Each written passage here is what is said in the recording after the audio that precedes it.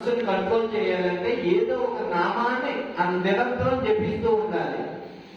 ఓం నమ శివాయ, ఓం నమ శివాయ, ఓం నమ శివాయ.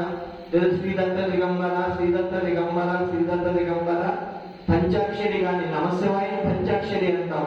నమో భగవతే వాసుదేవాయ అష్టాక్షరి. లేకపోతే ఇంకా అన్నిటికంటే బెస్ట్ నామం ఏంటంటే కొంచెం గరికపాటి వారు, చాగటి వాళ్ళు కూడా చెప్తున్నది ఓం ఐం హ్రీం శ్రీం శ్రీమాత్రే నమః. బీజాక్షరంతో కూడిన మంత్రం ఇది. మీరందరూ ఒకసారి చెప్పండి.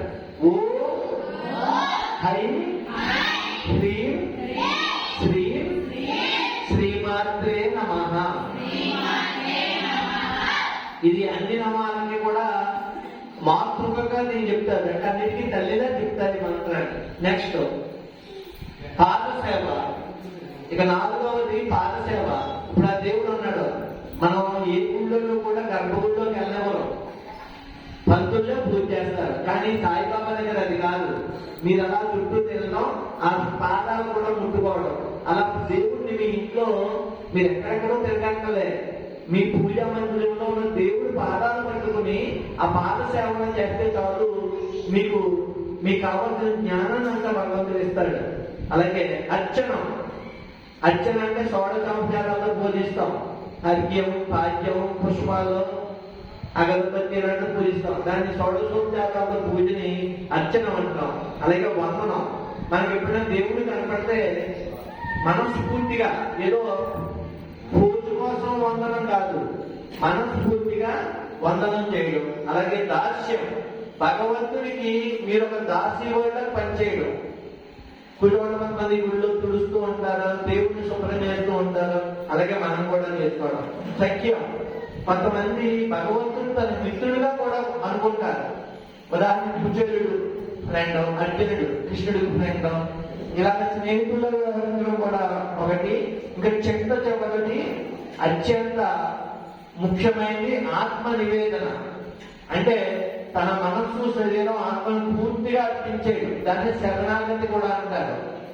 ఇక నాకు ఏ దిక్కు లేదు దేవా నీదే దిక్కు. ఆయన గజేంద్ర మోక్షంలో గజేంద్రుడు కూడా ఏం చెప్పాడు?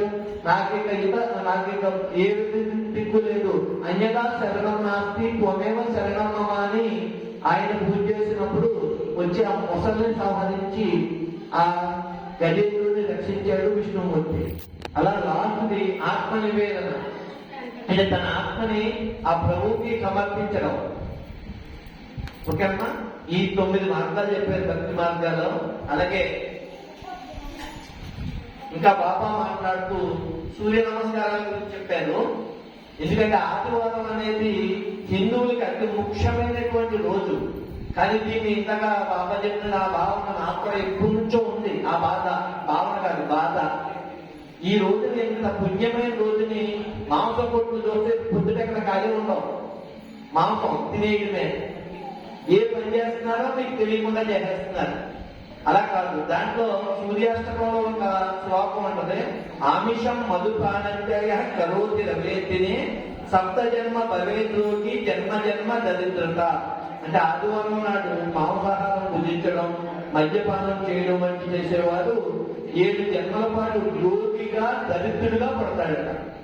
7 జన్మల పాటు ఎలా పడతాడో రోగిగా దరిద్రుడిగా పడతాడు. ఇంకో శ్లోకంలో శ్రీతైల మధు మాంసాన్ని ఏ జయంతి రవేదినే నవ్యాతి స్వర్గదాదిత్యం సూర్యలోకాంశ గద్దతి. ఆదివారం నాడు తైలమర్దన, మాంసము, తేనె వంటి వాటికి దూరంగా ఉండేవారికి ఎటువంటి వ్యాధులు గాని, శోకము గాని, దారిద్ర్యం గాని ఉండవు. వారు చివరికి సూర్యలోకానికి చేరుకుంటారు అని ఈ సూర్యాస్తమంలో చివరి 2 శ్లోకాలు ఇవి.